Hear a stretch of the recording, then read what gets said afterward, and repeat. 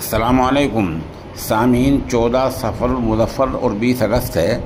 ख़बर का उन्वान है, सुप्रीम कोर्ट ने डॉक्टरों से हड़ताल ख़त्म करने की अपील की है।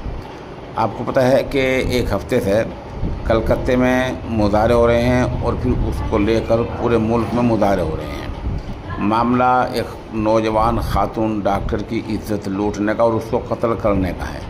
इस मामले को लेकर पूरे मुल्क के डॉक्टर हड़ताल पर हैं और वो जहां मुलज़िमीन को जल्द अज जल्द मुकम्मल सज़ा देने का मुतालबा कर रहे हैं, वहीं वो प्रोटेक्शन एक्ट लागू करने की मांग कर रहे हैं। सुप्रीम कोर्ट ने आज दो बातें बड़ी अहम कही हैं। नंबर 1, डॉक्टरों से अपील की है कि आप अपने काम पर वापस चले जाएं। नंबर 2, सुप्रीम कोर्ट ने कहा कि मामला बहुत नाजुक है और हम इसके लिए नेशनल टास्क फोर्स बनाने जा रहे हैं। हम एक ऐसी टीम तश्कील देंगे जो डॉक्टरों की हिफाजत का और इस नौइयत के मामले का पूरा ध्यान रखे।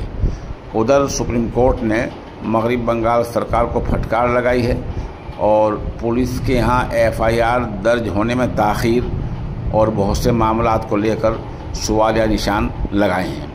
बहरहाल फ़िलहाल भी सुप्रीम कोर्ट में समाअत हो रही है। पूरा फ़ैसला अभी आना बाकी है। हम इंशाल्लाह जब पूरा फ़ैसला आ जाएगा तब भी हम अपलोड करेंगे। अभी तक इतनी खबर पहुंची है जो हमने आप तक बतलाई है और ये ख़बर हमने तहरीरी तौर पर अपने ऑनलाइन अखबार दस्तक डेली पर भी अपलोड कर दी है।